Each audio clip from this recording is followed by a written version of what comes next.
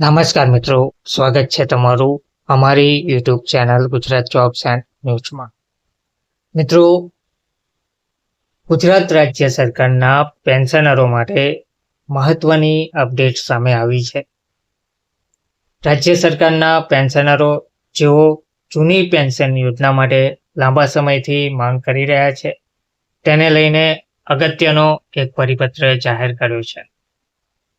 જેમાં અગાઉના પરિપત્ર મુજબ 1/4/2005 પહેલાના કર્મચારીઓને જૂની પેન્શન યોજના આપવા માટે મુખ્યમંત્રી ભૂપેન્દ્ર પટેલ સાહેબ દ્વારા જાહેરાત કરી હતી.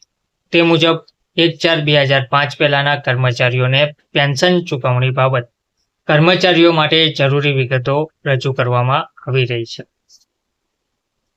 આ પરિપત્ર 4/3/2025ના રોજ રજૂ કરવામાં આવ્યો છે.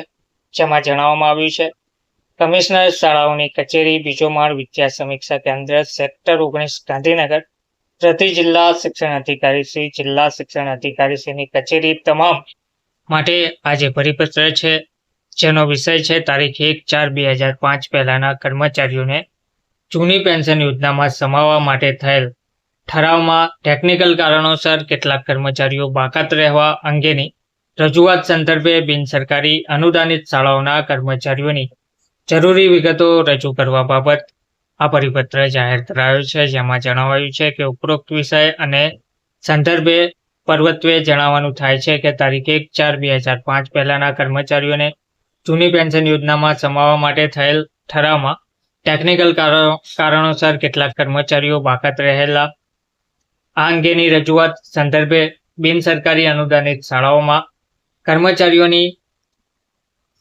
આ સાથે સામેલ નિયત પત્રક ક મુજબની આપના જિલ્લાની સંકલિત વિગતો એક્સેલ શીટ ગુજરાતી શ્રુતિ ફ્રન્ટમાં ઈમેલ દ્વારા જે ઈમેલ આઈડી છે ssmadhyamik3@gmail.com પર મોકલી આપવાની રહેશે તથા માહિતીના દરેક પાના પર સહી સિક્કા સાથેની હાર્ડ કોપી અત્રેની કચેરીને 5 દિવસની અંદર મોકલી આપવા જણાવવામાં આવ્યું છે.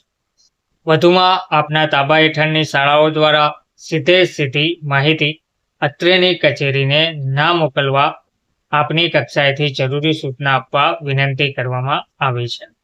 નોંધ આપેલ છે, જે જગ્યાની ભરતીની જાહેરાત તારીખ 1/4/2005 પહેલા આવેલ હોય પરંતુ ભરતી અંગેનું પરિણામ તારીખ 1/4/2005ના રોજ કે ત્યારબાદ જાહેર થયેલ હોય, માત્ર તેવી જ જગ્યા પર નિમણૂક પામેલ કર્મચારીઓની વિગત નિયત પત્રકમાં રજૂ કરવાની રહેશે. આ સિવાય કોઈ પણ પ્રકારની વધારાની વિગતો રજૂ કરવાની રહેશે નહીં. નાણાકીય ભારણની ગણતરીની વિગતો કર્મચારી વાઇઝ અલગથી બિડાણમાં રજૂ કરવાની રહેશે. તો તે માટેનું જે પત્રક છે તેનો નમૂનો પત્રક નીચે આપવામાં આવેલ છે. જેમાં કર્મચારીનું નામ, ભરતી જાહેરાત આપ્યાની તારીખ, નિમણૂક તારીખ અને જૂની પેન્શન યોજનામાં સમાવવાથી પડનાર નાણાકીય ભારણ રૂપિયામાં દર્શાવવાનું રહેશે. ધન્યવાદ.